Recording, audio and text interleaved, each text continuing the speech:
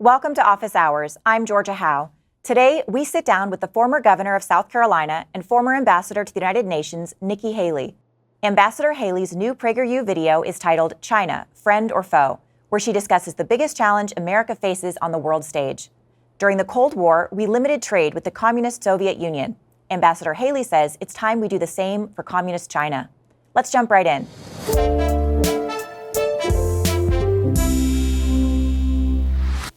Ambassador Haley, thank you so much for joining me. Oh, it's great to be with you, Georgia. Thank you. I think a lot of people have heard politicians talk about how China is a pretty big geopolitical threat to us, but to a layperson, that warning can feel kind of abstract. So what are your biggest concerns that you want Americans to be aware of in terms of really realistic and tangible threats to Americans in their daily life? Well, I think you have to look at a combination of what China has built up their military, which is a national security threat to us. They now have the largest naval fleet in the world. They have bulked up their air defense systems. And so it's a cause for concern on the military side. And Uyghurs that they are using as slave labor. They've got them in concentration camps. They're making them change their name, change their religion. The physical and sexual abuse is horrific. And we promised long ago that never again would we turn a blind eye to this. And they are doing it out blatantly. You look at how they have took over Tibet, the Hong Kong, they've totally destroyed the democracy there. Our biggest concern is that Taiwan is next, and they're already in their airspace, flying aircraft over their air just to threaten them.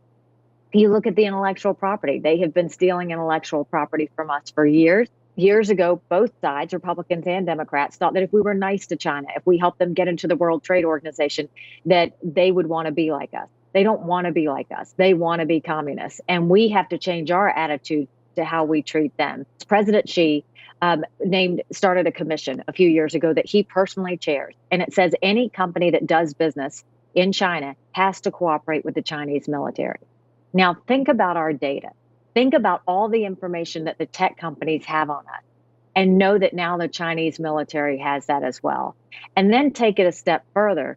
During COVID, when the rest of the world was trying to save lives, China not only allowed the virus to get out, but they went to two American companies, 3M and Honeywell, and said, you can't export any of the PPE out to anyone. You have to sell it to us wholesale, and they would only give it to countries that did business with Huawei, their 5G network. That's the country we're dealing with, and we have to start being smart to the way we respond back to them. In your video, you talk about how communist China is more aggressive abroad lately and more oppressive to their own citizens lately. What do you think is causing that change in behavior? So China for a long time was very polite, never liked being aggressive in public, had conversations behind closed doors. But once President Xi basically named himself king, he did away with term limits to allow that he would stay there for as long as he wanted. Once that happened, what we saw was they would really start pointing their fingers in countries' faces, threatening them, saying, you better vote with us. If you don't, we're going to take your port. We're going to take your military installation. So they got much more aggressive. This is their sign to the world that they are now the major superpower in the world. And so if we don't stand up to them, if we allow them to have that showing of them being a superpower, what you're going to see is right after the Olympics, they will take Taiwan. And they'll be unstoppable on all different levels. So the aggression certainly ticked up once President Xi kind of was able to command presence over his people and become more aggressive with the world. In your video, you suggest that we ought to be treating communist China the same way we treated the Soviet Union during the Cold War in terms of limiting trade. But when you consider how much consumer goods we get from China, that seems like a really bold ask. So what would that policy look like? So I think what you have to look at is, I don't have a problem if China buys grains and poultry from America any more than I mind if Americans buy T-shirts and light bulbs from China. But when it comes to the fact that they control 90% of our medicines, when it comes to the fact that they have so much of the PPE, when they have things that we need to protect ourselves, that's a problem. And that's why you've actually seen countries like Japan. They just did $1 billion stimulus to become less dependent on China so that they could go to other countries to get those needs. It's not just us that felt the pain during COVID. many other countries realize we've allowed China to move their strategy to where they've tried to weaken other countries, and we can't let that happen anymore. In the video, you talk about the CCP's authoritarian vision. So to the extent of your knowledge, what is China's goal, and how would life change if they were to achieve it? They want total domination. They don't want to just be a competitor. They want total domination. They want to be the number one superpower in the world. They want to take on as much of their region as they can. They want to defeat America on every front and any other country that even starts to challenge them. And I think they'll do anything that they have to do that. You know, a Uyghur victim recently said, China won't be happy until they've destroyed every one of us. They are going through ethnic cleansing in a way that they're deciding who they want and don't want to live in China. And so it really is, when we say that's our number one threat, China is absolutely our number one threat. In terms of, a military presence here, do you envision down the road Americans being unsafe on American soil, or is this more about economic domination? What would you say for that? No, I think the way that China is building up their military is a sign to us that we need to be very careful and watchful on what they're doing. When they have the largest Navy fleet in the world, when they're building up their air defense systems by working with Russia, the idea that they're now doing cooperation with Iran, it is a cause for alarm. You know, one of the things that's very important is we have to have strength abroad to keep safety at home. And that means knowing what they're doing, when they're doing, and how they're doing it, and making sure that we're 2 steps ahead of them. You mentioned this briefly, and I want to go back to it because I think it's really important. Can you tell us a little bit about what's going on with the Uighur Muslim situation?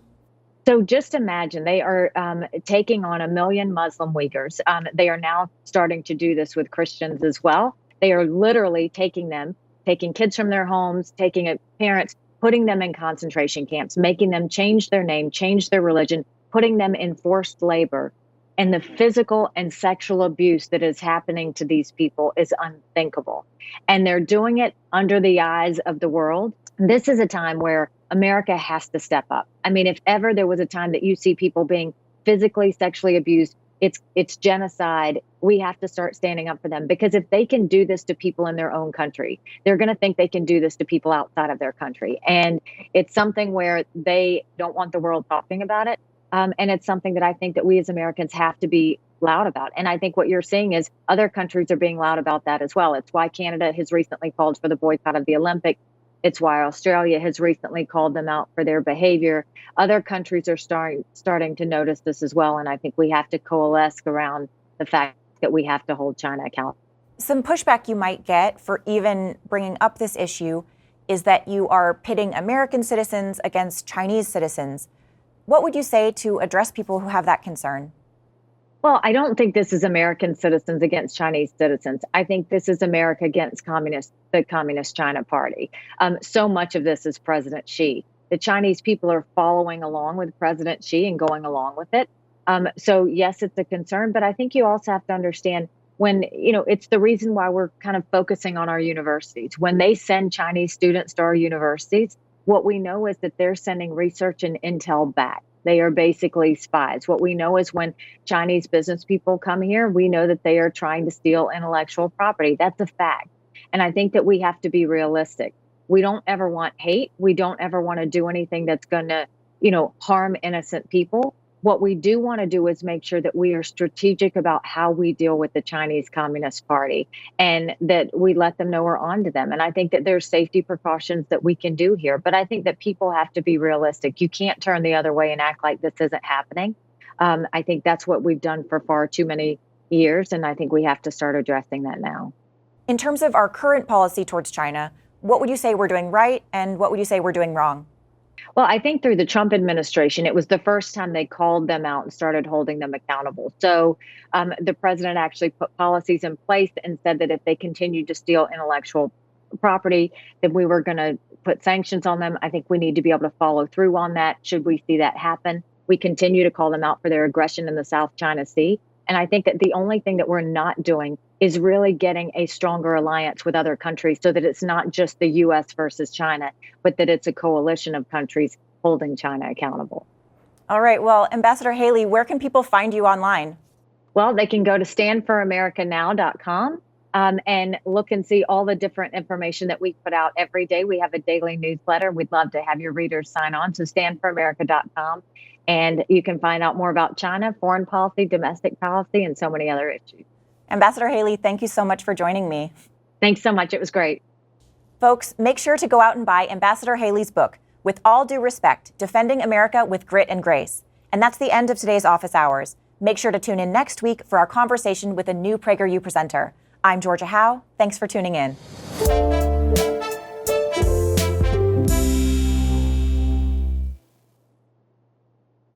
Thanks for watching this episode of Office Hours. If you'd like to watch more interviews with PragerU presenters, head over to dailywire.com/subscribe and become a member today.